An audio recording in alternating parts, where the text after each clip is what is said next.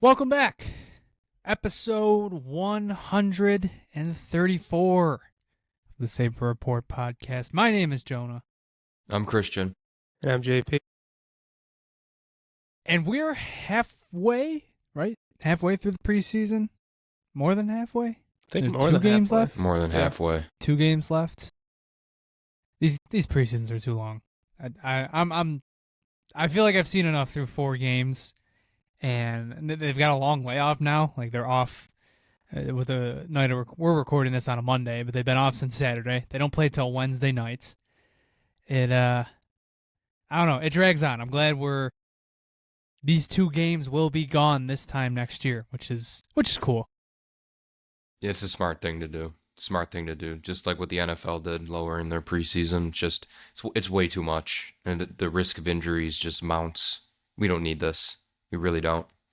So we're almost there. We're 10 days, right? 7 plus 3 days till opening night. It's approaching. We're just a few days away from October. I guess the last time we'll really be able to say, are you ready for October? Because the season will also be starting in September next time. So that'll be strange as well. But 4 games into the preseason, the Buffalo Sabres have gone 3-1. It's been pretty good. Been pretty fun to watch outside of one game where they went into Detroit very undermanned compared to their opponents. But the other 3 games, been pretty good. Yeah, it's been some better than I thought, with quite a few storylines that I'm sure we'll go over. But it's actually been some encouraging stuff. Yeah, there's a sense of cautious optimism that's mounting. I don't know if I like it because it's what I go into every season with, and I don't need more of that. I don't know how much you remember about last year. They went 6-1. I don't think they lost till the last game of the preseason, if you remember correctly. Because they had the NHL roster from the beginning, from start to finish, because of the weird Europe stuff. So they dominated the first NHL teams they played. Then they won that exhibition game over in Prague. But then the Mrtka squad took care of business a few times as well. So I don't know that they're calling the preseason. It's just where the Sabres, they just come to play. They show you their best stuff. I am looking forward to never have to talk about the excuse of Europe anymore. Like, I feel like every time I hear someone interviewed, they're talking about, oh, last year was so weird. Like, yeah, I get it, but it's like, I don't need to hear about that anymore. I feel like Yeah, if you were to exactly. ask me which one you prefer, like, would you prefer a preseason where rosters are muddled and you're going from city to city, or the teams together throughout the whole camp? I don't know. I feel like I would choose the latter. Obviously, the overseas stuff makes it a bit weird, but I'm sure Devils fans aren't complaining this training camp. I'm sure they kind of prefer last year. Yeah, I was gonna say, it's like people making that excuse. It's like, hey, these guys are still professional athletes. It's like, lock in. Season's starting, whether you're ready or not. Let's go. I'm going to be honest. I'm not even talking about fans. Like, I feel like whenever I hear Lindy or anybody else talk, maybe it was like the before the camp actually started, their pressers, but Europe was brought up a few times. It makes it even worse. It's like you can't make those excuses as the coach. You're the one that's responsible for making the players ready. Yeah, I think Can't it's make half that an excuse. excuse, half truth. I mean, I think they're just saying it was, weird. At least it's going to be normal this year. So I think it's half excuse, half truth. But I'm glad I'm not going to hear that anymore now that this preseason's almost done. It was a normal preseason, and it's gone pretty well. Yeah, I could agree with that. So there's a lot to get into. 4 games, 3 of which I would say contained. The first Columbus game, I think, gave you some good NHL storyline stuff, and then the 2 games, the second game against Columbus, and then this past game against Detroit, you saw a big chunk of the Sabres rosters. There was a lot to pull from that. With, like I said, one of those games against Detroit, it was basically the Mrks versus the Red Wings, where there wasn't a lot to take away from that game. But like I said, 3-1, a 4-0 win in Columbus to kick things off, a 2-1 win at home versus Columbus, a 5-2 loss in Detroit, and then this past Saturday, a 5-2 win. So where do you want to start? Where do you want to start with this? There's a lot to cover. I guess through these 4 games, through these different rosters, what has stood out the most to this point?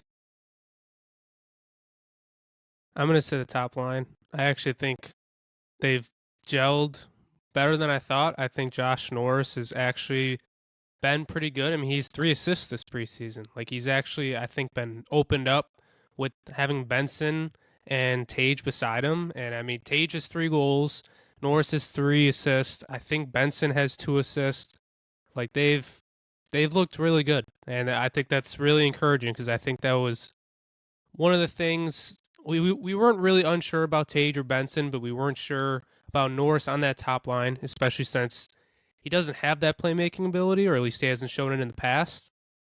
But I think it's been just about as best as you could ask for this preseason for that top line.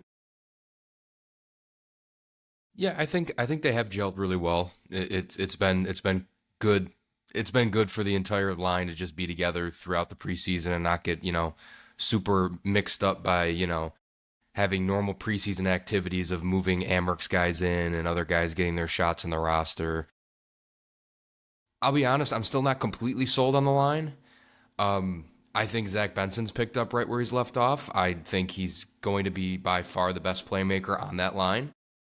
You saw it in that one, little backhanded no-look pass he made to Tage. Such a good pass. Great vision, all of it. I still feel like I want to see more out of Josh Norris, especially for, what we're paying him and what he's supposed to be on this roster. But it's only been 4 games. 4 games. I think there's room to grow. 2, right? I think there's room to grow. Yeah, and he's played 2. And I think going into the season, my expectations are only going to get more intense for that top line. They got to do a lot of the leg work if this team's going to go anywhere this year. I'll tell you what Norris has also been good at, and I know Jonah hates this conversation, but they talk about it on the broadcast so much. He's been phenomenal in faceoff so far. He won Genuinely. 60. Dude, he's been really good. He was 68% on Saturday. Yeah. And like the one goal was because he won the face-off to Tage. So clean too. These are clean wins. Ones like the defensemen aren't even ready for it. Just fires by them. It's not. Don't phrase it like I'm like, oh, face-offs. You don't. Face-offs are like you're almost phrasing it like I want them to lose face-offs. Like I don't care. Like I would rather have somebody. I would rather win 100% of the draws compared to none. It's just. When I hear that brought up as one of the main things, placed next to like the hitting and I don't know other stuff like that, when there's clearly bigger gaps in the lineup, like just whether it's team defense or the friggin' power play. But yeah, he's good in the dot. He's good in the dot. It's nice to have. It's something that this team, they haven't had a reliable face-off man since. Cody Eakin. I mean, yeah, Cody Eakin. They haven't had one since then, and it's nice. It's nice. It's nice. I think it's actually going to help them a lot, believe it or not, with the power play. Because how many times over the past, I don't know, literally probably since Ryan O'Reilly left the team in 2018, or I'm getting my timelines crossed up. Yes, 2018. How many times in the last 7 years have you seen a Sabres power play start with a lost draw? It gets fired out of the zone. They got to regroup, restart everything up, break in, and the Eichel years, they had an easier time with it because they had Jack Eichel, but obviously ever since that departure, it's been a struggle to get in the zone. So it's just kind of this big domino effect, and I do think it's going to help them there. I think it's positive on that front, and yeah, it's going to help them late in games too. It'll help them in certain situations. So yeah, it's good. I'm happy they have a reliable face-off guy. As long as he stays healthy, as long as that shoulder doesn't start falling off the bone. We're going to get 55 games of great face-offs. He went down what was it? It was the last game. He went into the boards and he hit his shoulder, and I was like, oh my god! Like I started having like palpitations. Like this can't happen in the preseason. Well, it But could happen. he With even this stayed down on organization, the ice anything for a could little. happen. He had a season end on a faceoff. And that makes me feel good. Hey, he's not the guy we gotta be worried about right now. You're right. There's bigger fish to fry in the injury department. Surprise, surprise. Yeah. Guys, you're never gonna guess who's hurt. You're never gonna guess. The season hasn't even started yet. I'll give you one guess. You're never gonna get this correct. You give me a hint. Does it? What? I don't know. What does it rhyme with? Hurt Hurt all I'll give- season, son? It's funny. Mattias Christian, Samuelsson. last episode, because he was already ruled day to day by the time we recorded last time. I think it was for our Atlantic preview, and Christian was like, "Guys, he's not day to day. He's week to week." And I like in the told back of you. in the back of my head, I was like, "I know he's right, but like I'm really hoping it's not. Like it's just a small thing." And then he's ruled week to week today. Like I was like, "Yep, Christian was right. Of course he was." One word you never want to see in an injury line is setback, because that it can mean anything. It's like if they say day to day and then you said it they had a setback, nobody knows what's Especially going on. They could be out with for this- months. The Sabres training staff too. Like, are you kidding me? Yeah. If someone says day to day, like Christian's I right. thought They're not day to day. That wasn't supposed to not be an issue, and that wasn't supposed to be an issue anymore. That was supposed to be. They've had 2 setbacks already. Two. One needed surgery. And you're paying both of them a combined like $8.5 million. Yeah, you're. Oh my god. And one of them's a fourth liner and the other one's a sixth defenseman. Just adds a cherry on top of that, you know? This is where the money's going. We're talking about Mattias Shame. Samuelsson and Jordan Greenway. In case anybody it went over their head, those two always hurt. It was funny when Lindy first had the practice update. I think it was before the Detroit game. It might have been Friday's practice, or maybe it was the day after. I don't know. It was when we found out like Kulik wasn't practicing, and he wasn't one of the guys that practiced, and because they had played the day before, so you're thinking like, okay, Samuelsson's probably just hurt, like sore from the game. Like he got cut. I remember he got cut during the one preseason game and was like dripping blood. So I just figured they gave him the day off from that. And then Lindy said something. He said he was day to day, and then he kind of like elaborated, and he just kind of paused while explaining it. He was like, "Yeah, he had a setback." And he just kind of moved on from it. And I remember thinking that. What? I didn't think much of it then because I don't know. It's a practice injury, so maybe he just had limited details or something. But looking back on it, no, he clearly knew there was a chance he was going to lose him for more than just day to day. Watching him in some of the preseason action too, I was less than impressed. I mean, I don't expect him to be, the guy on the back end, but he just looked. I don't know if he's dealing with something in the lower body, but he looked like he was a step behind. Well, he he looked had a slow. setback. He clearly wasn't healthy. A setback, so he had a a setback I know, but implies this is- he was I'm fighting starting- through something. That's what, Right, yeah, I'm that's what not I'm starting saying. to connect the dots a little Yeah. bit here, but hopefully he doesn't, hopefully he's not out for a few months. What was that? He's still. What? What was that? I said hopefully he's not out for a few months. Oh no! That it's word is getting bad. serious when the. We don't use that word anymore. All right, shit. That I that's forgot gonna be about that. Jonah and We I. gotta get a listen- counter going. We listen to this one podcast, and if they say the word funky, you get suspended. That's gonna be our new funky. If you say hope, you're gonna get the boom. You're gonna get the boom. Gonna get the boom. No more hope. Yeah, we gotta get a running stat count on this. By the end of the season, everyone's gonna be in the triple digits. If somebody could keep track, that would be great. I think we'll say we're at 2 so far. But, Okay. yeah, we're at 2. Somebody keep a counter. That'd be really cool. But as you were saying, I didn't mean to interrupt you. No, I was just trying to, I was elaborating on what I saw, and now it kind of makes sense that he's dealing with this because, I mean, again, not trying to pile on the guy. I don't expect much out of him, but he didn't look good at all. He it looked as though he was battling through something, and clearly he is now. And I pray that he is not out until the new year, because as much as New Year. people, Oh my God. well, yeah, I mean, JP, week to week turns into 2 months. I agree before with you know it. I mean, Ukko-Pekka Luukkonen had a setback too, did he not? Right? Because he didn't practice. I thought he's practicing. Maybe tomorrow, I'm though. mixed up, but I mean, he started his day. He started his day to day, and he hasn't. We're 4 games in. He hasn't played a game. That's And I like. We kind of knew that going in. Like I feel like we've all had that injury before, where it's like it's one of those weird ones where you tweak some at a certain thing, and it's so small, but it does prevent you from continuing normal activities. So the Luukkonen thing we knew, I guess. At least we got transparency there. Samuelsson, we don't know. Greenway, he got a friggin' surgery. We don't know what the surgery was with. It's just 3, aside from Josh Norris, knock on wood, 3 of the guys you go into each season saying, hey, it'd be great if you got him for 60, 70 games, and one of them, potentially all of them, might be out for opening night. That's the pessimistic view. But it's on the table. Yeah, it's very, very high likely that 2 or 3 of them aren't going to be playing. That's what worried me about the Kulik injury.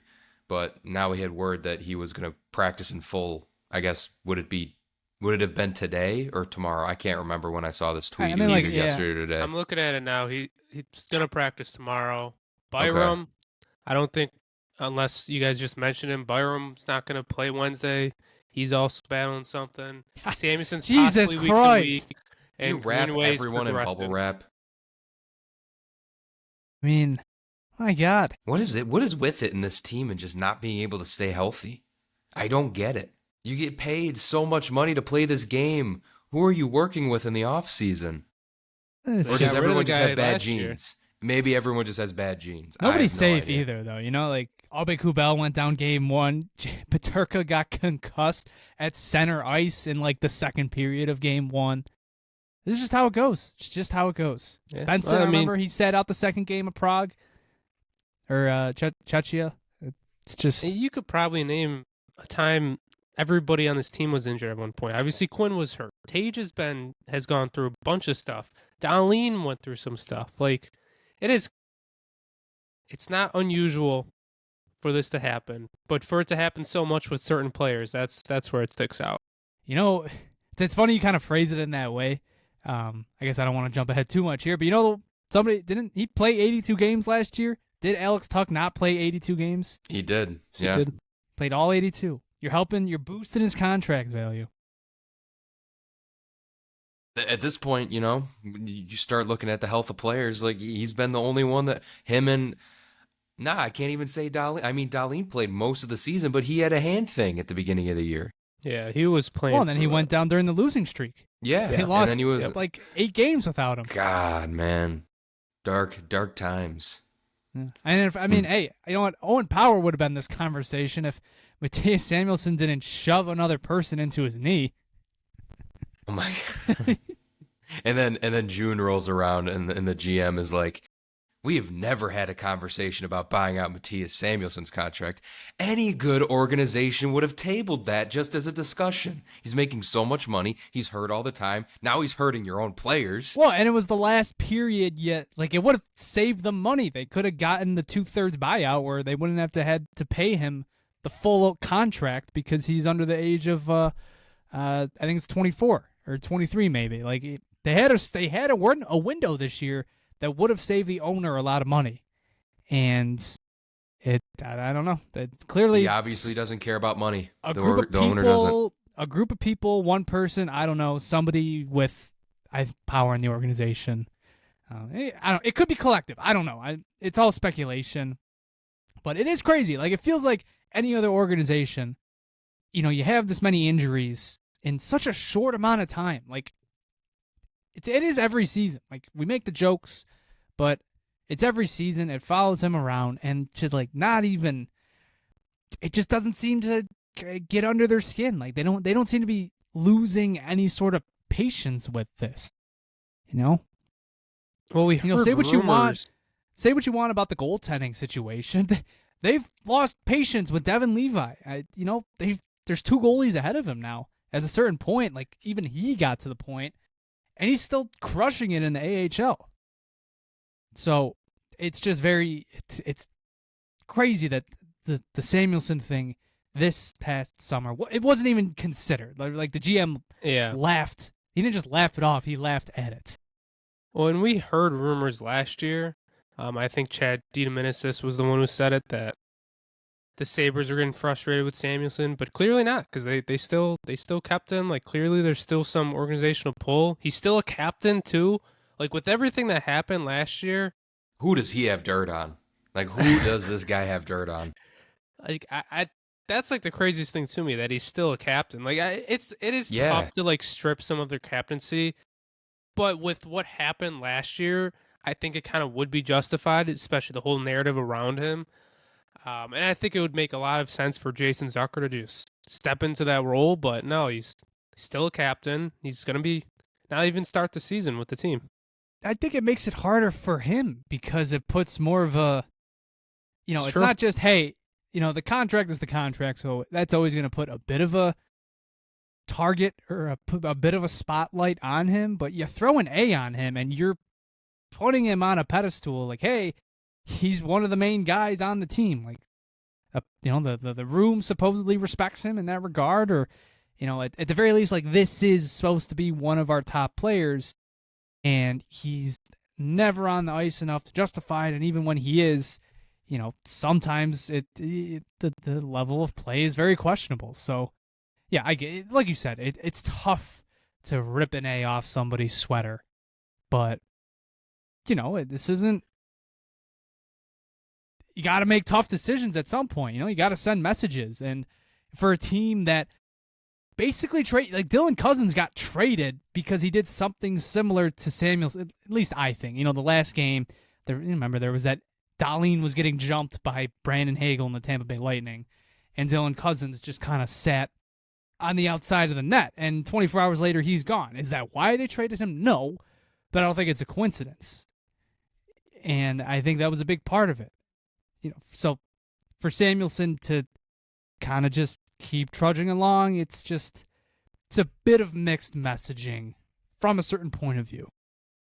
Yeah, and I want to put out there, like, I feel bad for Samuelsson because he's hurt all the time, and like that's a narrative around him. And it's like, it's got to be really tough for him. He's constantly rehabbing. I'm not really hating on him. Like, you can't control injuries all the time. It's more just the organizational decisions around him. Just because of what's been going on the past year or two. Was it last year when it came out? I think somebody like the Daily Face-Off put out a piece that maybe it came out last year, but then last year they said it was the previous year, so it would have been 2 years ago, where teams called on him and he was untouchable. Like, it wasn't even worth the conversation. And I don't mean to relitigate old stuff. It was just a rumor. It wasn't even like I don't even think it was like Saravalli or anybody at the Daily Face-Off, but it doesn't, given how they've reacted with him, like, that doesn't sound too far off. Scratching my head at the untouchable thing coming up, It's like, the level of talent that this organization has assessed, as does any NHL organization over the course of a regime, and labeling Mattias Samuelsson as an untouchable, it makes me also, again, like we've probably said this 5 times already, really not trying to pile on the guy, but like, he's making $4.5 million. He's not playing. And to call him untouchable, just it makes me also question how this organization assesses talent as a whole. I want to reiterate, like, this is not current. No. But it's more so how they've acted now kind of lines up with that. I'm sure he's not untouchable status now, but he was going through the injury stuff when that rumor came out already, and now we're multiple years later, and like we said, the GM laughed off the idea of buying him out just 5 or 6 months ago, and here we are now. He's still got an A, was playing top pair minutes with Rasmus, like with Dahlin. I don't think that's a coincidence. They've kind of stuck. They were playing with pairs, and it was interesting. Didn't they send Byram to Detroit? And the next day you had Dahlin with Samuelsson. I thought, that's not. I don't think that's by accident. The most of the forward lines have kept the exact same, and whereas the defensive pairs, like you can say, oh, they already know what they have with Dahlin and Byram. It's like, well, you definitely know what you already have with Dahlin and Samuelsson. So it's a little odd that they were together on the top pair again for that game. I'll give him credit though. They're giving him every opportunity to succeed. They can. They're putting him with Dahlin. They're not buying his contract out, which if you were looking at it from an outside perspective would seem like, an open and shut case for a lot of people, but they're not buying him out. He still has his captaincy. They're giving him every single opportunity to be a leader in that locker room, a voice in that locker room, and a big contributor to this team. And it sucks. He just can't stay healthy. I wish nothing but him being healthy as soon as possible to get back to help this lineup. But man, it's just how many chances could you give at a certain point? Why don't we talk about something a bit more fun? How about Josh Doan? Josh friggin' Doan. What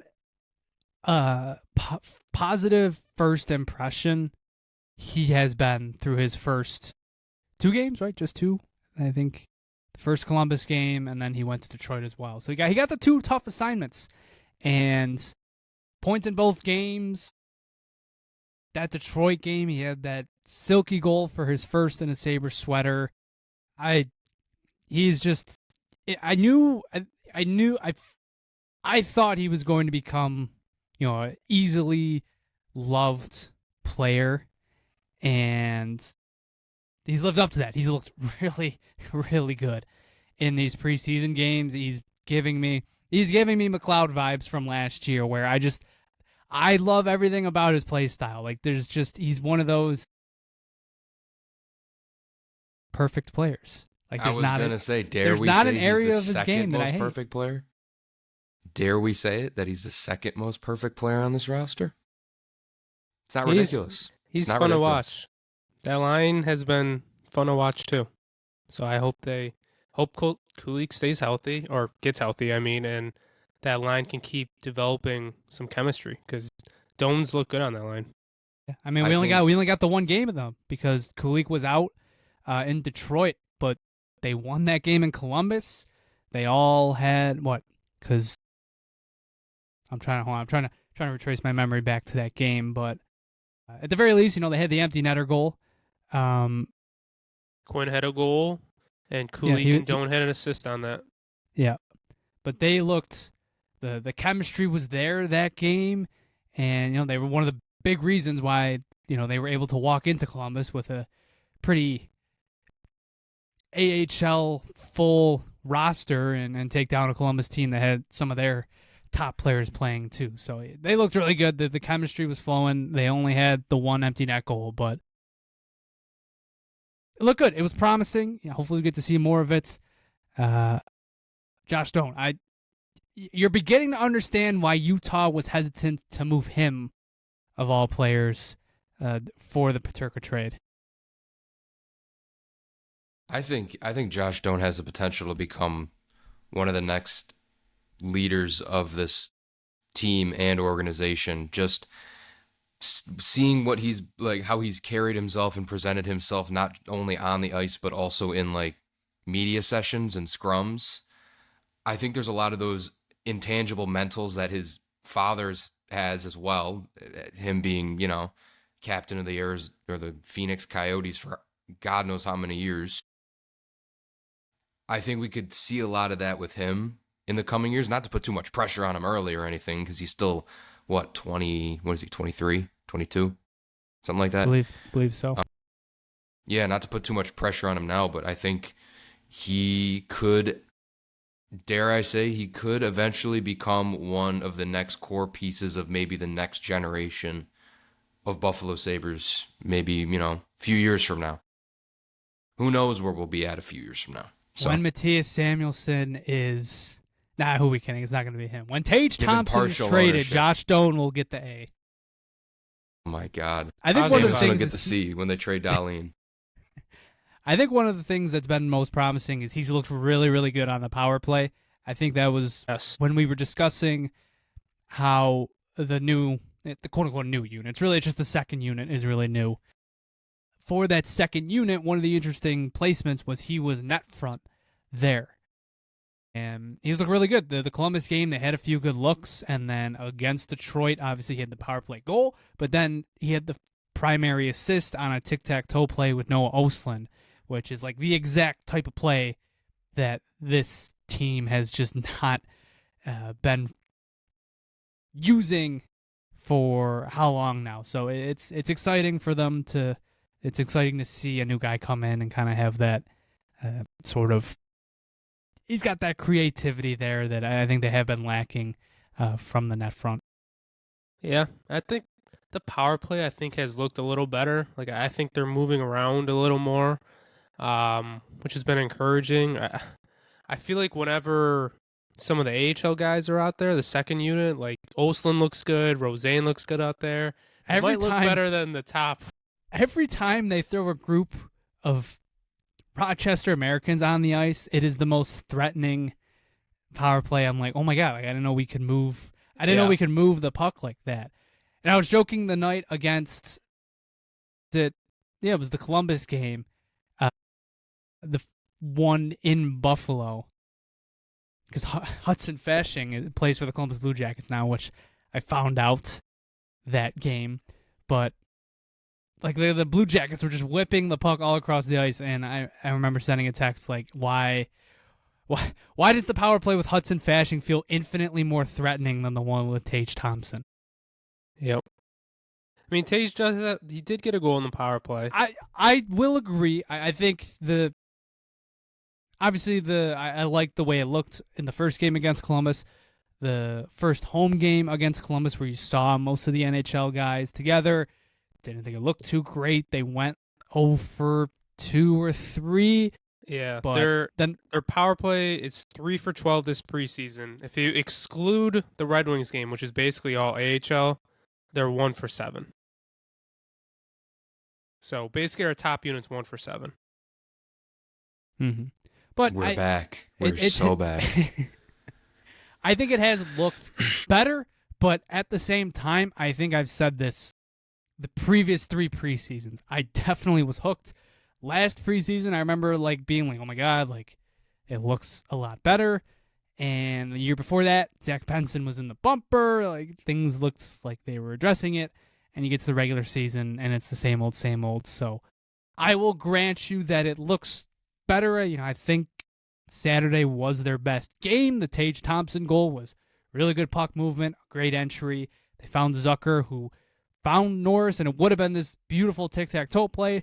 Norris couldn't corral it, had to send it to Tuch back up the wall, who sent it across for Tage Thompson, and then he was the one that finished it. It looked very crisp there. So, yeah, they've had some moments, but it doesn't matter until October 9th, and that's when we'll get a good idea. All right. Where do we want to go next? Touched on the power play. Well, you know what? I asked you guys at the start. I asked you what you thought about the 4 games. Why don't we talk about the one thing that's been the most consistent through 4 games? The one guy who played in all 4 games, Konsta Helenius. Unfortunately, I wanted to come into this episode really pumping his tires and saying how I thought he had not a really decent chance, but like he was building a case for the main roster. But unfortunately, after Saturday's game, he was sent down to the Rochester Americans for the start of their camp. But man, what a 4 games he had. I mean, he looked good in Columbus and then had that nice goal at the end. And then against Detroit at home, he had the opportunity to play with both Ryan McLeod and Jason Zucker in the place of Alex Tuch, and he looked great. And he set up the game-winning goal to Jason Zucker, and it was at that point where it's like, man, like he looks pretty close to making this team full-time. They're giving him every opportunity, which is really encouraging. I think not even just from what we've seen this preseason, I think that's just how the organization feels about him. Like I think he's very clearly the next guy who's going to graduate. I think he's already jumped Roseanne, who's probably the only other one who should be close to graduating.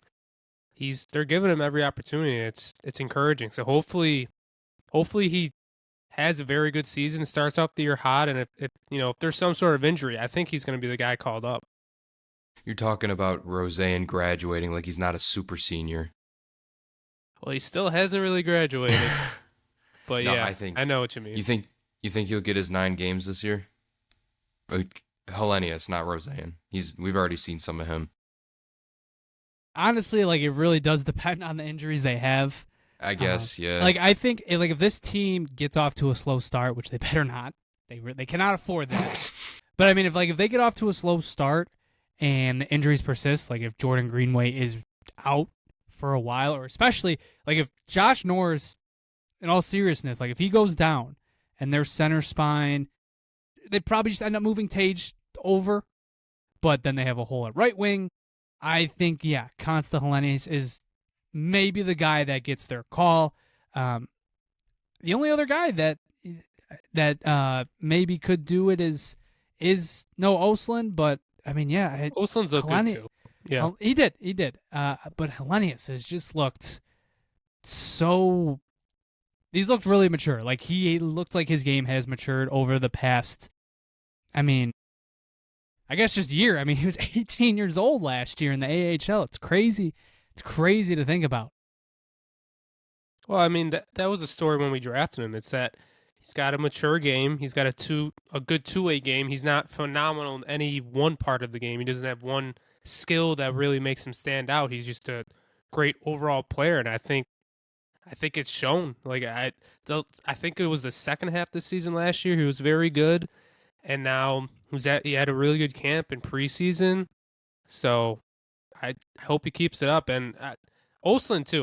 Ostlund, I feel like anytime, obviously he's already had a game or two with the Sabres. He impresses me too. Like he's 8, I think, right? He had that many. Was I it guess 8? he had more. I guess, yeah, it blurs last year, but he always impresses me too. Like especially, like he looked really good in the power play. Like he's a fun playmaker to watch. Those two they're fun to watch. Like I would love to watch more games of them with the Amerks this year.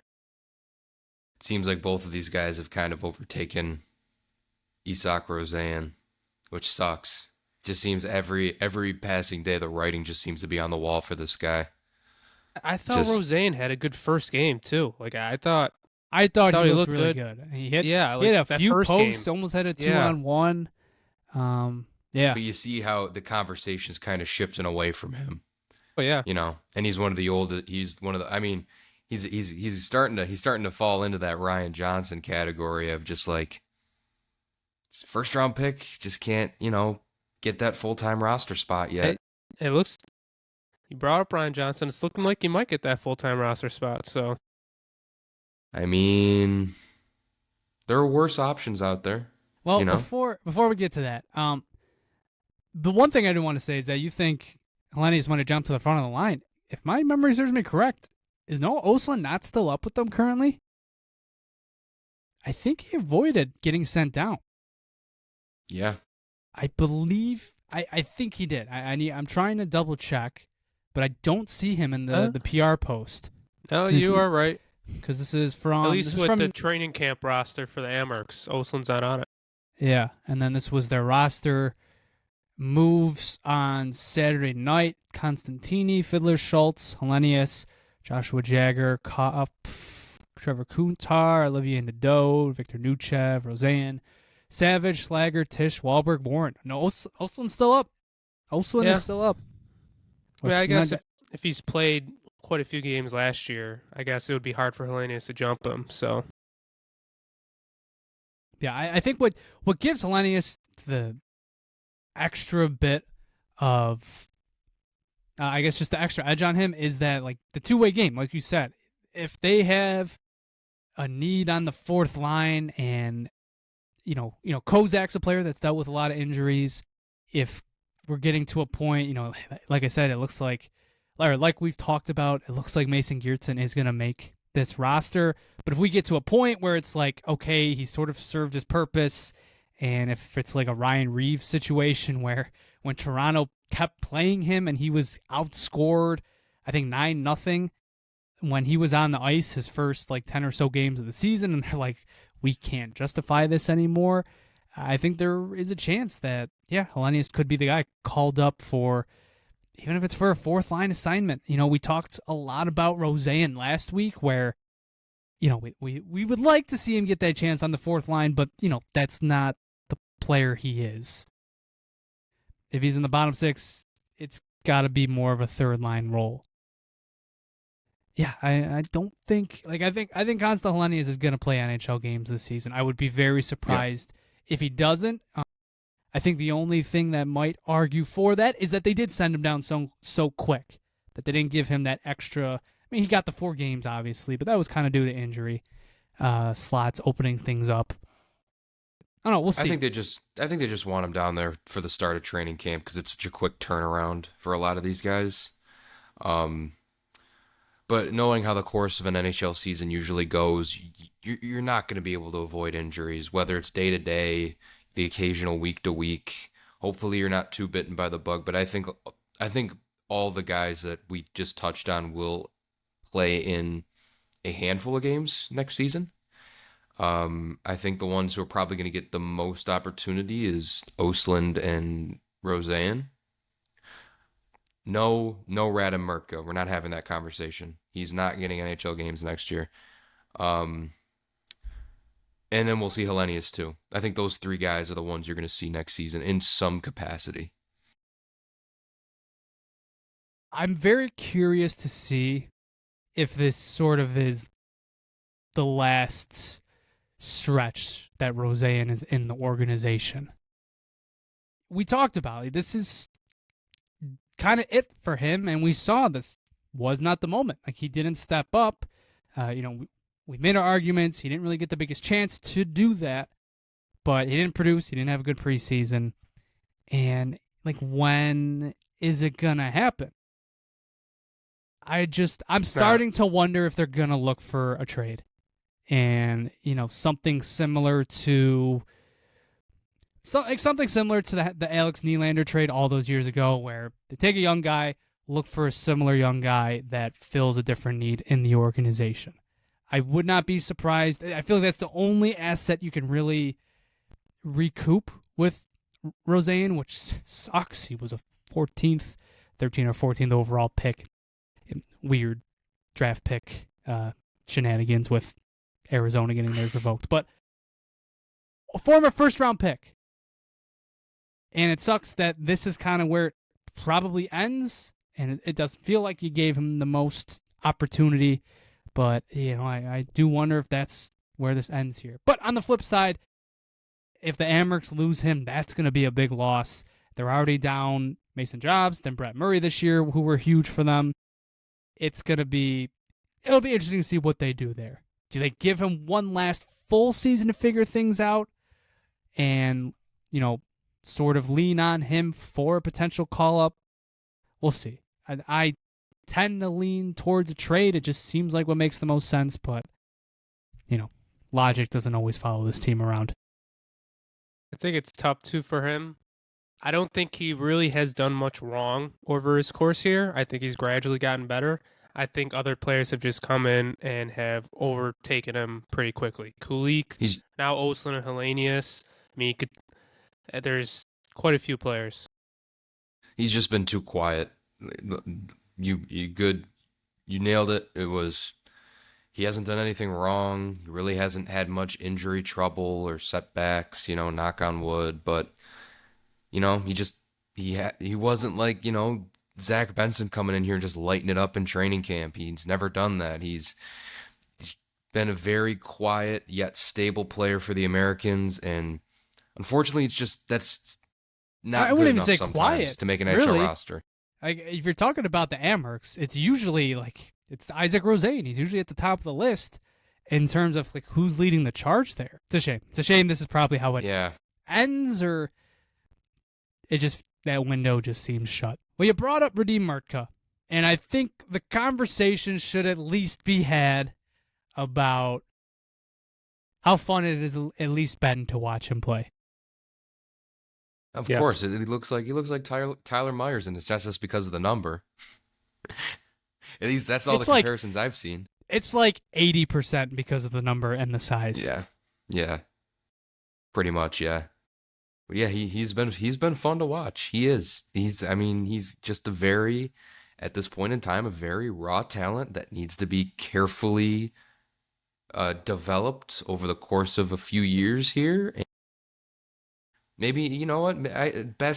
My opinion, best case scenario for him to get NHL games would be next season if he has a good junior, and maybe do you think he even gets into the AHL games this year? Is that allowed? I'm not sure what the WHL rules are. I forget what happens when Savoy joined the Amherst the one year.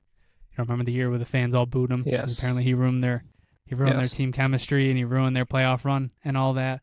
But yeah, if Seattle for whatever reason they get eliminated from the WHL playoffs, or maybe they make it to the Memorial Cup but lose that, and the Amherst are still in it, I think he could join. So that'll be something to watch in case it happens. I will say he has really impressed me. Like he's popped this preseason. Like him and Bowen Byram, which I thought was going to be a train wreck of a pair in Columbus. Like that pair won them the game. Byram looked unbelievable while he was next to Mrtka, and those two were great. I thought Mrtka was one of the few players that actually was really good against Detroit in Detroit, and then he had a goal against, and then he had a goal in Saturday's game as well. Now on the flip side, Saturday's game was probably his worst game despite scoring. Red Wings picked his pocket a few times, in particular, DeBrincat won a battle on the first goal. It's kind of similar to the conversation we had about the Prospects Challenge, where you're getting that full experience. But I will say, he looks closer than I would have imagined. I thought it would have looked really, really rough. And when you watch him, it feels like you're talking more about this is what he needs to work on, instead of, oh wow, he's gonna need to brush up on that in the film room or something. Yeah, I think he's ahead of what all of us thought where he was at. I mean, I think his offensive skills have shown. He's gotten up in that play. He's better than we all thought, but he's definitely still young. He needs to fill out that frame. I know he has kind of been physical. He's been scrappy, but I will say, most of his scrappiness has been cross-checking guys. Even that scrap he had in front of the net where there was a big scrum. JP. He kind of started a fight. He kind of cross-checked the guy in the face to start it off. He's big.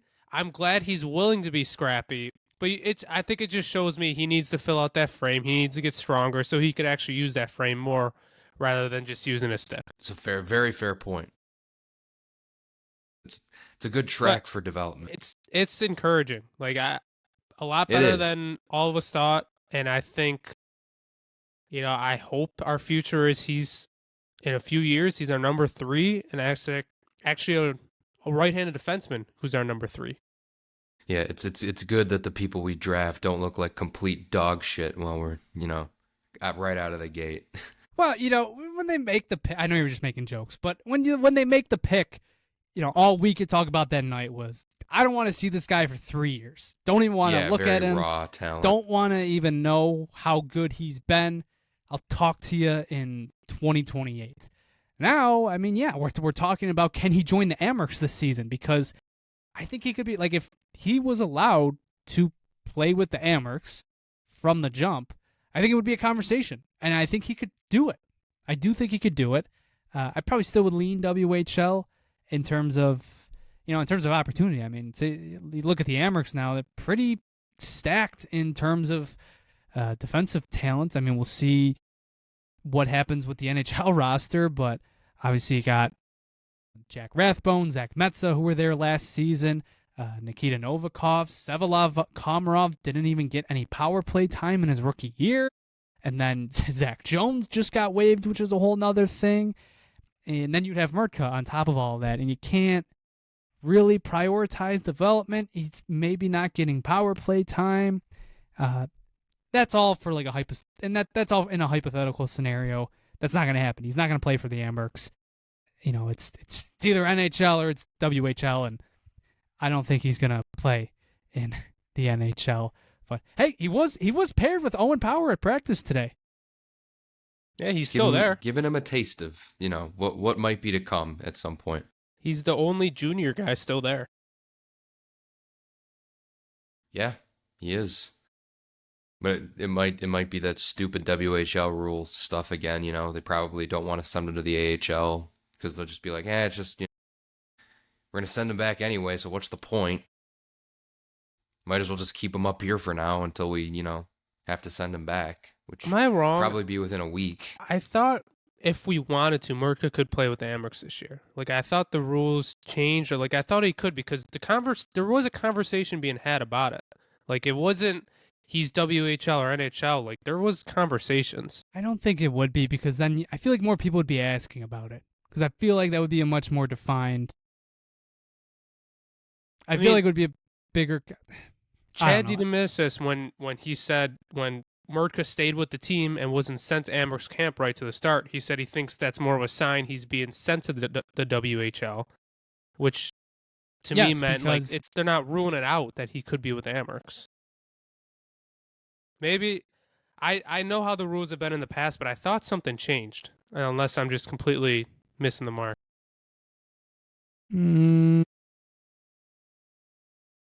It's all so confusing and stupid. Yeah, it's dumb.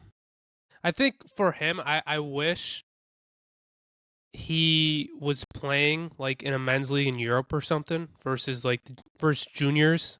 Like, I think he needs to develop. Well, obviously he has to develop, but I think it would help him more to be in more of a men's league versus a junior league. But it's the hand we're given.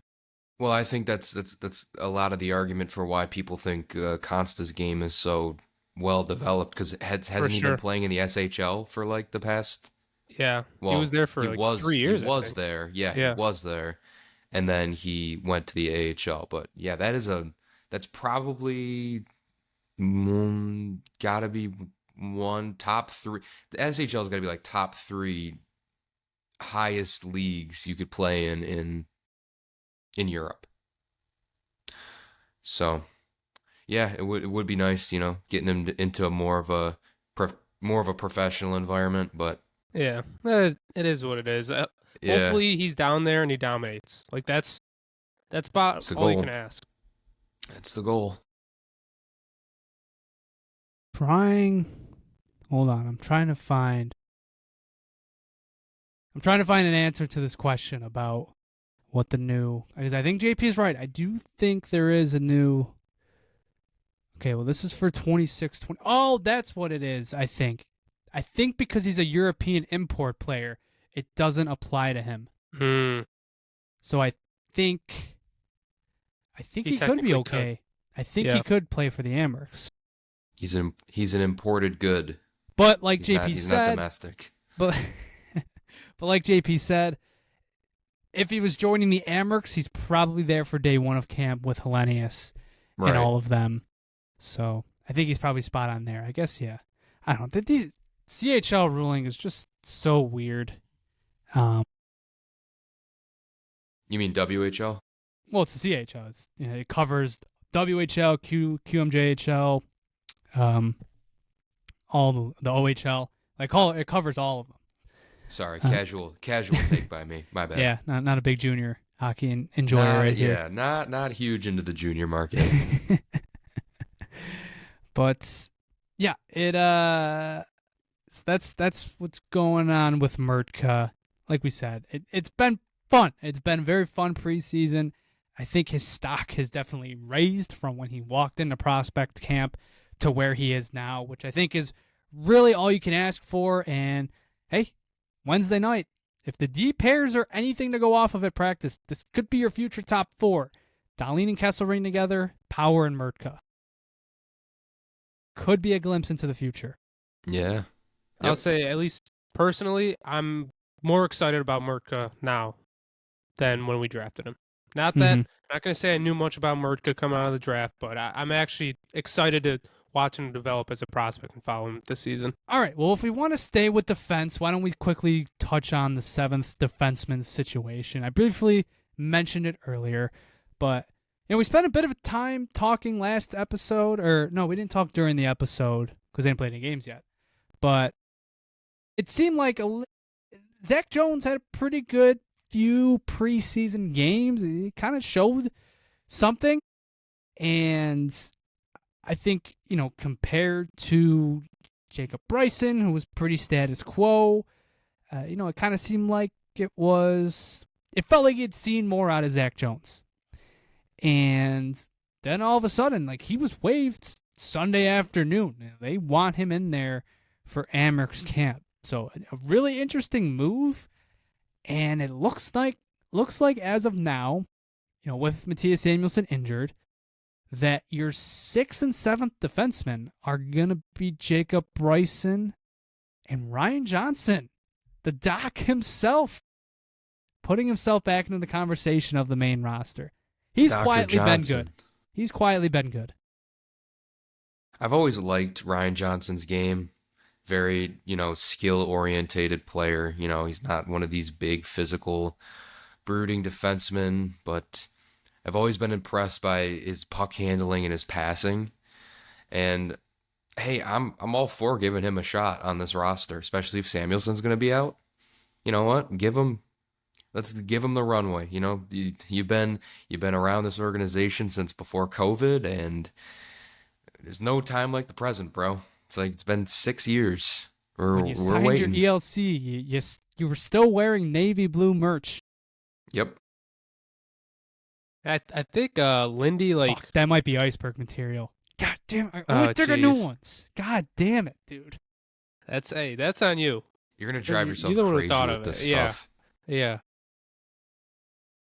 I was gonna say I'm pretty sure Lindy mentioned him specifically in one of his press conferences. It's definitely looking good for him, and I am surprised about the Zach Jones thing. But at the end of the day, all those 3 players, Bryson, Zach Jones, and Johnson, they're all pretty similar players. They're 3 midgets, all left-handed, and they're all good at moving the puck. So it is what it is.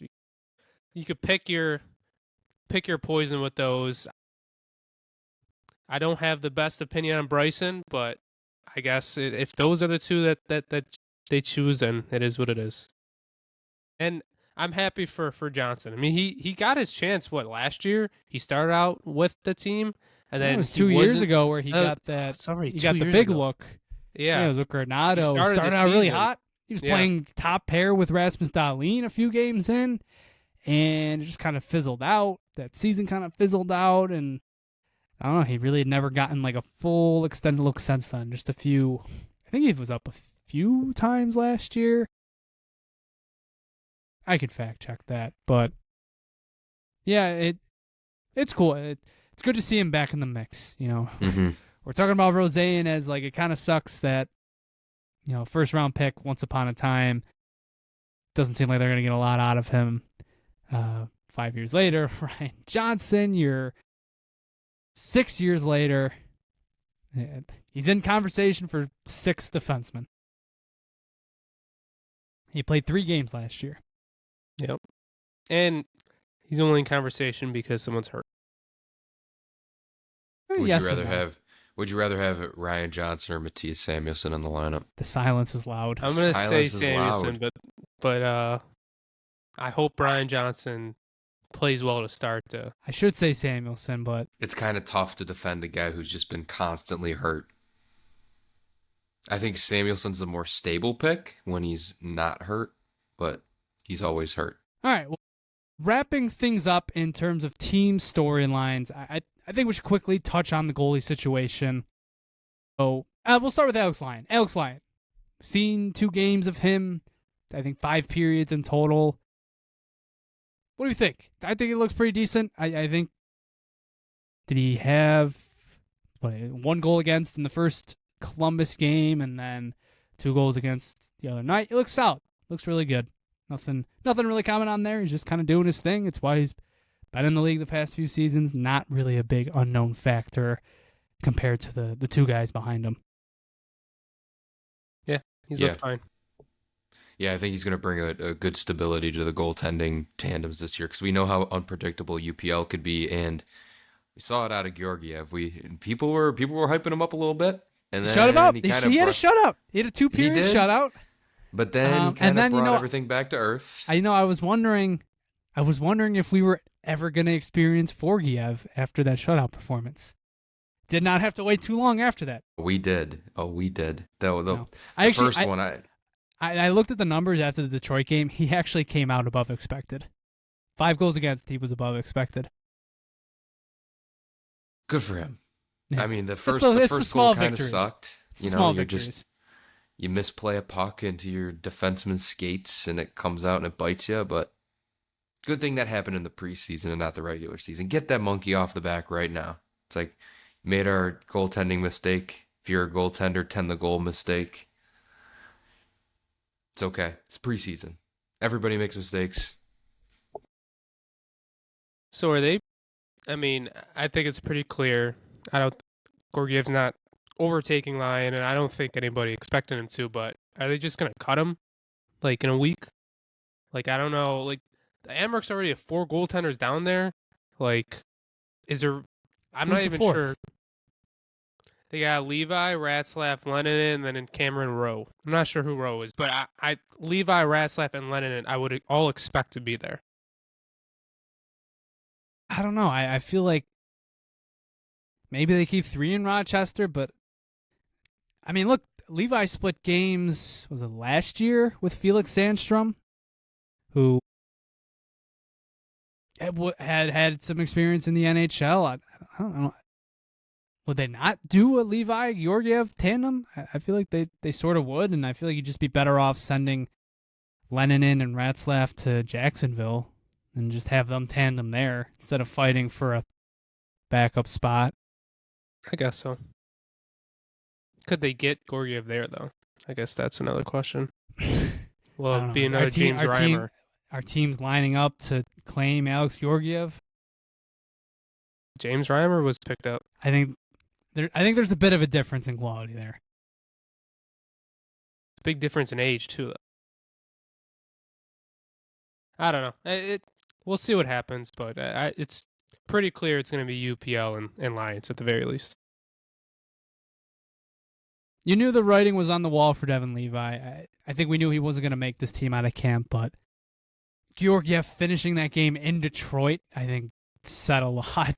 It was a blowout. There was a nothing really good comes out of this type of game, and the fact Levi didn't get the third was interesting, and then he didn't get the third against the Red Wings at home either, despite also backing up that game. So his eventual demotion to Rochester after that wasn't too surprising, and we find ourselves a very, very interesting season ahead of him. So we'll see if we get any clarity on the AHL situation. I think JP's question is very valid. I get, from my point of view, I thought they were just going to run Ratzlaff, Lennon in Jacksonville. I think that's where Luukkonen started out all those years ago. Mm-hmm.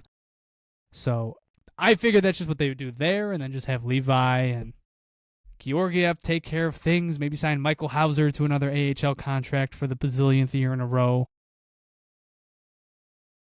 I don't know. We'll see. We'll see what happens. We'll find out probably this week. So yeah, that'll do it. A lot of stuff to talk about in the preseason. A lot of fun stuff too. A lot of good, fun storylines. There wasn't a lot of roster battles coming out of camp, and there still wasn't. But to see the emergence of guys like Mrtka and Helenius makes for good conversation. So the one thing we probably should also touch on before we get off is, we alluded to it earlier, but we got an update on the Alex Tuch negotiations, and it's from a source that really hasn't talked about him at all. I mean, even the national media really hasn't touched on him at all. But we did get some insights from Pierre LeBrun, and, well, I'll just read the whole column. This is what he had to say on, I believe it was Friday or Thursday morning. There have been numerous conversations about what an extension might look like. And Tuch's camp, led by agent Brian Bartlett, and the Buffalo Sabres seem largely focused on a long-term deal for the 29-year-old. Both sides want to get it done. But much like the Kempe situation, what I'm hearing is that the Sabres and Tuch's camp so far aren't in the same ballpark as far as what the landscape will look like in a rising cap world. I would imagine the Tuch's camp sees a double-digit AAV as realistic in that world. And there's probably not a lot of motivation to be the first of these UFAs to sign. Pending UFAs, that is. Again, perhaps an Eichel signing or a Kempe signing might help the process with Tuch, but the Kempe and Tuch deals likely end up looking pretty similar. I think this gets done eventually, but I don't think it's imminent. The drama. I think walking into October 9th with Tuch unsigned is a colossal risk and honestly just a failure. Like, that's so risky, and it changes it's a huge cloud looming over the team heading into the season. Like, it won't loom large, because he's not. I don't think Alex Tuch has that superstar status where people are constantly going to be pressuring him from the Buffalo media and then also outside media. But, we joke, and I don't want to call it, it's not a funny joke, but we joke, this could be it for Tage Thompson this year if things go bad again. And maybe Rasmus Dahlin, hopefully not. But the Tuch thing, you will be forced into a crossroads if he does not sign. And, we had this conversation during the summer. What happens if this team is a handful of games out of the playoffs, 4 or 5 points at the deadline, and he's unsigned? What do you do at the trade deadline then? Right. Do you move him? Does he become a rental piece?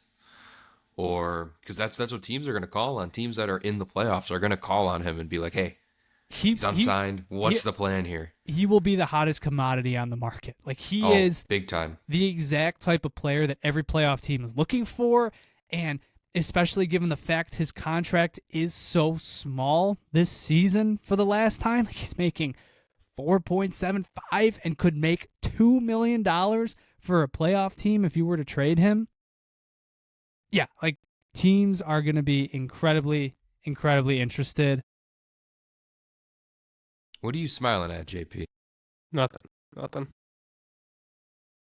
He's got a sick grin talking about this conversation. I know. It's not related to this. I'll say, though, I'm not too worried about this, to be honest. I think it'll get done. It's hard to, I think, blame the Sabres when there's so many players out there that are looming for extensions and it just hasn't gotten done because of the previously mentioned cap increase, coming next year. So I'm not too surprised that this isn't happening. I'm not too worried. I'm not surprised it's going to get in double digits. Probably he's going to get 10 million. It doesn't really. I'm not concerned about it right now, at least. If we start the season slow, yeah, I'll be concerned. But right now, I'm not too worried. I think everything has kind of been positive out of Tuch. Even when Kevin Adams have talked, it doesn't seem like there's any concern. So I think they just need to sit down and agree on that dollar amount, and it'll get done. Like, yeah, do the Sabres want to be the ones who set the market for this new possible era of a rising cap and unsigned UFAs? Because I think the big one everyone's really waiting on right now is Connor McDavid going into the final year of his contract. Yeah.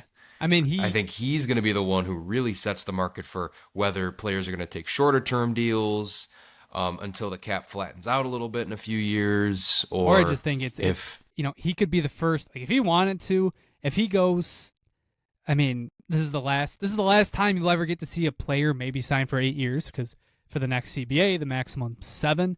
But like if Connor McDavid changed his mind, and because I think it's pretty obvious if even if he re-signs in Edmonton, he's going short term. If he were to change his mind and go 8 years, he's maxing out the cap. Like I think the maximum percentage is like, I don't even know what the percentage is, but I think you like based on the percentages, a player making like 20 to $21 million is like the most you could make in this cap. If Connor McDavid goes 8 years, he will get the full percentage. But if he goes short term for $16 million, then I think there's just kind of that allure of seeing like 20 for the first time in the NHL. So like, yeah, I think you're spot on with like waiting. Like that's the big one. Then there's Kaprizov, who's also a winger. He just rejected $16 million per season, which is insane. And then you've got Eichel, and then you've got Kempe, and he's a defenseman, but you got Cale Makar, and then obviously you have Alex Tuch. So yeah, like there's a lot of dominoes that need to fall here, and it's kind of just one big standoff to see who blinks. Yep. I'm not scared of paying Alex Tuch $10 million at all. Knowing what the cap might be in 2 years, or what it's supposed to be in 2 years, supposed to be around 7? Like 113. Yeah. If I know that the cap is going to be $113.5 million in 2 years, sure. Yeah, I'll give him $10 million for 7 years. Yeah. I don't disagree. I think if it starts to get a little higher, then yeah, I'll get, might be cautious, but I agree. I'm not Doesn't worry me. Off by 10. Well, he had a great year last year, 36 goals, 67 points. What if he has a year like 2 years ago? He had 59 points in 75 games, but only 22 goals. Like what if Alex Tuch at the trade deadline is on pace for like a 55, 60 point season? Are you still willing to pony up $10 million for 8? Let's say, look, listen, you either sign me now or you're trading me, and I want $10 million over 8 years. Right. When you bring up what do you think, like if the upcoming season has anything to do with, what could happen and what the Sabres think about him.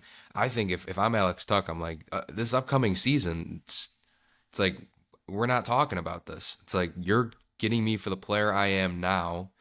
If I'm going into the season and you're going to start judging me on, what the next contract could look like over the course of this season, I'm not signing with you. I'm going to go to free agency. So I do think they need to get this done, but they got to be very careful with their negotiations, because you've seen in the past few years how impactful a player he's been for you. And yes, he's coming off of a very, very good season. I think he has more of those in him. I think they should take that at almost face value. And they shouldn't even bring up, if this drags out into the season, they can't start like nickel and diming him on like, hey Alex, it's December, you only have 10 goals and 12 assists. It's like, no, we can't be doing that. You're gonna walk him to free agency. That's my opinion. And they just kind of botched a contract situation earlier this summer. Listen, Peterka didn't want to stick around. But at the end of the day, this guy was an RFA. Like, you had all the cards and you caved. Like, you just decided to you didn't play hardball. You didn't even try. He didn't want to sign here, and you were like, okay, like let's trade him to the next up-and-coming team. And, like, disregarding the trade, like if you just look at that situation, like that's a situation where the Sabres held all the cards. Now they're going into a situation they don't hold nearly as many. This guy is legitimately, like, if Alex Tuch hits the open market, what's a desperate team maybe throwing at him? I mean, remember how, we were told how crazy free agency was supposed to be this year. And listen, most of the stars, every year. I'd like every year, but most of the stars were off the market. Thanks a lot, Florida. But you go to Puckpedia right now, look at all the unspent money. Like, if one team gets crazy and wants to go all in for Alex Tuch, like, what is the most he can milk on his next deal? Like, could he get close to 11? Could he maybe get up there? Maybe on a shorter term basis, but like, I don't know. Like, I think it's possible. I don't think it's likely, but I think it's possible. And like, that's just why I don't think the Sabres should waste any time with this negotiation. If they're serious about signing him, don't have a foot in both worlds here. Make your choice now. Don't try to wait it out and say like, okay, we'd love to sign you, but at our price. But hey, if you're not performing well in the season, well, maybe we might change our number. Just make a call now. You're probably going to regret it later if you don't. Like, you can only imagine what's going through his mind right now as he looks at this season. And just in terms of, I guess maybe, like, you can only imagine what he thought this summer. Like, this is, this team that we're looking at right now, in a sense, is their pitch to Alex Tuch. Good luck. You just the wonder. Silence is loud. You just wonder what he's thinking. I mean, look at Connor McDavid. Alex Tuch is not Connor McDavid. Doesn't have that type of influence. But like, Connor McDavid is pretty clearly looking at the Edmonton Oilers, who, by the way, have been to back-to-back Stanley Cup Finals, made it to the Eastern Conference Finals the year before that, have been in the playoffs every year since 2020. And he's going, Western Conference. We're Western Conference every year. And he's saying, I don't know if there's long-term success here. Because he sees the ages of, Nugent Hopkins and Mattias Ekholm, and like, it's an age thing over there as compared to here. Like, players look around. They look around when they're signing long-term deals, and if you're a player thinking about signing long-term in Buffalo, you're going to have some questions. And I don't think the Sabres did a good job of answering any of those questions this summer, so if they're playing with the dollar amount, it's risky business. Yeah. Well said. I'm not worried right now, but if it keeps going on, it's definitely cause for concern. All right. It's getting late here. Christian's eyes are starting to slowly close a bit. Starting to glaze over. Yeah. We started late tonight, so that's always a recipe for some sleepy heads on here, but some good Sabres talk. Only other thing I wanted to bring up, there's not really much to talk about because we've litigated a bit of it in the past, is that the arena situation. The Sabres took the 5-year option. They'll be staying at KeyBank Center for the next 5 years. Then that's when it becomes interesting. And, we can probably talk about that as time goes on. It'll be 5 long years until we get to that point. But for now, we're not the Arizona Coyotes. We don't have to worry about that. And the only interesting note, I guess, about that news dump is in the Sabres press release, they stated how the organization is currently in the early stages of establishing a long-term plan for the arena, which would include both the next phase of the lease agreement and additional renovations. They had a press conference for their keeping their name, but they're not having a press conference at all for renewing the rights. I don't know. It's just kind of funny. Like, I'm not saying they need one, but the fact that they had such a clown show of a press conference for just keeping the KeyBank Center as the naming rights, and they have nothing for this, it's kind of weird. Yep. So, well, interesting. And I hear early stages of establishing a long-term plan for renovations, and I think to myself, I think what we saw this summer in terms of additions might be what we have until this lease agreement's up again. I think we might be stuck with the arena for now until I do think there will come a day where they announce the big, like, what did Nashville put into their arena? Wasn't it like $600 million? Like, I think that is coming, but Terry's still paying off the stadium. It's not even finished building yet. I think once that's done, then we probably get some more stuff with the arena. But yeah, I would say Just 2 update years. the signage, man. Well, yeah, there's still no. It's not excuse for that. hard. Yeah, and the tables. But I And the think tables. and the roof. the stadium's gonna finish next year. At least it's supposed to. So I don't think next year, but I think the year after that is when we'll actually see some money put into it. Imagine the Bills Stadium doesn't get done by next season after all this shit that they're going through with the farewell season. Like, hey, we're actually running it back for one more season, guys. Our bad. No, they just gotta like Oakland A's the situation. They throw them in like Syracuse or something. Some like high school or funny, like you low don't mention Division UB. 2. That's where they would throw them. Yep. No, Yep. We would have to watch them play with a giant track surrounding the area. no. I was gonna say it's funny you don't mention that, but you mentioned Syracuse because obviously UB is such a bad field. Yeah. But Yeah, that Syracuse is wouldn't be the Ugliest only one stadium in around. the league. Syracuse wouldn't be so bad. At least it's No, like a big time. Syracuse is a very nice stadium. Yeah, big time.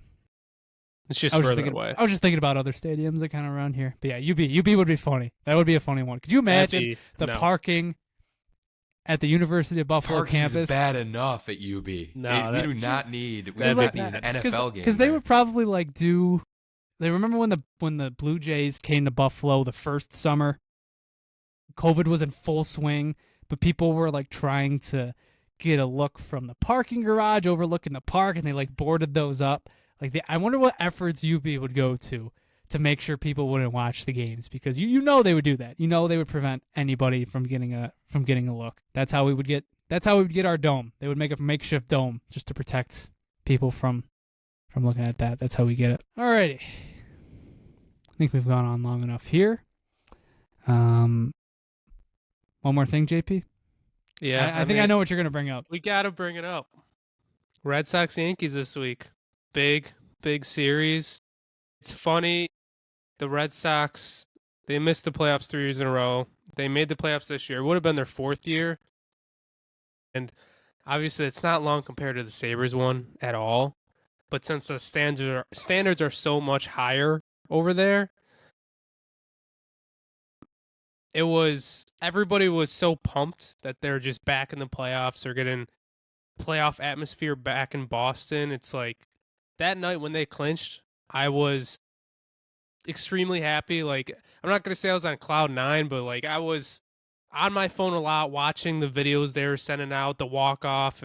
Stay down Raphael had a big walk-off. Like, it was just awesome to see. And I was just thinking, like, it's going to be incredible once the Sabres finally break it. Like, that was a 3-year playoff drought.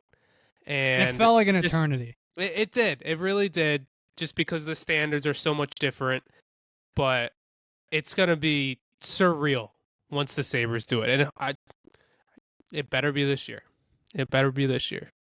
I hope so. But it is. Jonah's got a Red Sox hat on. I have a Red Sox jersey on. Christian didn't make a single comment about it, and I was very, very surprised. Like, pre-show, I was just don't mean the we were same both to him. smiling. Yeah, It means No. much more to us. We're staying humble and hungry over in the Bronx. Yeah, the We humble don't New need York to bring Yankees. it yeah, up. yeah, yep. Staying humble and hungry as we always do. And I don't know. The Yankees haven't had much success outside of the AL Central. I was going to say, they have not won in a a playoff while. game. They have not won a playoff series, Knock on wood. knock on wood, against an opponent that was not from the AL Central since 2019. Yeah, it's been a while. We've beaten up on the Guardians, the Royals, like back in I think 2019 was one of the teams. No, was it earlier? Was it 2020? What Didn't you year beat did the they play the Twins, too? Rays? Well, the Rays made the World Series in 2020, didn't they? Wasn't that the COVID Was year? that the year they beat the Yankees? I think so. So maybe it was that year. But then they Either didn't win way. that series, so it was, I don't know. Yeah. It'll be interesting. It'll be fun. It's fun. It'll gonna be be interesting, fun. but like the season, the way it's trended with how we've fared against our own divisional opponents, Good teams in general. Hey, no, come on. We have one of the best records in the AL. I mean, if we won, for Christ's sake, if we had beaten the Red Sox one more time or the friggin' Blue Jays one more time, we would have won the division. Would have been the top seed. But It's a weak AL though. Like that, what the Blue Jays won the no division one broke with 100. 88 wins. Even in the league, there No, was only 93. wasn't there only 93, my two bad. teams with more than 95 wins this year? Yeah, I think it was the Brewers and the. Jeez, what was the other team? Phillies, maybe. The Phillies or the Dodgers. 94 wins. You're right. That's my bad. But yeah, Yeah, it was a pretty well, weak It was the AL. tiebreaker. It's wide open. We'll see what happens. I got this feeling about Seattle this year. As a Sox fan, for anybody that's not in the baseball know, the Sox are very beaten up right now. Their best player is hurt. They traded their other best player. One of their pitchers is hurt. The number 3 pitcher just got Their number hurt. 3 pitcher that might have started game 2. It's I don't know, it's not looking good, but like JP was saying, it is just with what the Bills have become, where like playoff. I mean, I guess 2023 was fun for the Bills because they looked like they were going to miss, and then they rattled off 6 straight to get in.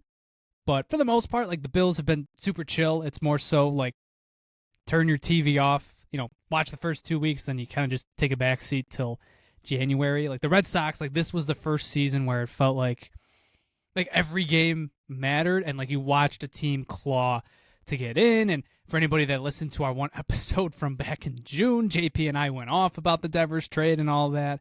But like but in the end, like they give me Sabres vibes in a lot of ways. Yes. And like JP said, it's going to be, goes without saying, like the moment they do it, it's going to be, I might cry. Like I genuinely might shed a few tears. But it was fun to watch, and like with this season starting next week, like man, I just want a playoff race. And dude, why are so many models picking the Sabres to make the playoffs? Like, don't do this has never happened. I've never seen this happen. The Sabres have You have not to put hope had into our 90 eyes point like that. projections ever. Like Micah's model had them over 90. He's like, other than Over the Leafs, right? over the Leafs. I mean, I know obviously Barkov going down for the season changes a bunch of things, but over the Panthers, over the Red Wings, over the Habs, it was pretty high on Ottawa. Ottawa was like a 100-point team, but like, could you imagine that? Like a first round, like, hello, welcome back to the playoffs. Ottawa first round, like that would be fun. I hope we get a race this year, and I'm surprised how excited I really am. I think it's the models, and I think it's just, it's a general vibe. Hockey's going to be back. Of course, I'm always going to get excited around this time, but there is a bit of like, there's a bit more hope than I thought I would be. Oh, you said it. Ah, God. I agree, though. I am God damn it. I was doing so good. very cautiously optimistic and excited just for hockey to be back and for this season. So I just bring me to October 9th. Let's get this thing going. Like I'm ready. Let's do it. We don't need these last 2 games. Okay. Let's do it. I'm ready So, to go. Looking ahead here, our next episode may or may not be our big season preview, and for that we have something special planned. So stay tuned for that. We also, we're gonna have a little Amherst season preview as well. Got something cool planned for that and coming together as well. So that'll be coming out before their season opener. They kick things off next Friday. Our final episode of Sabres vs. the Atlantic will come out this week. Big episode, sort of, because it's the Maple Leafs. It's kind of the team in the division with the biggest question mark. So very active week on here. And Yeah, and the three of shout out you. Prospect Pyramid was just Oh my released. God, dude. So Yep. that I've was been putting that was off. a fun listen. That was good. I was putting it off for a while. Thank you. I was putting it off for a while. Finally got to it. So yes, go check out the Prospect Pyramid. Gave it my shot. Gave it my this year's rendition.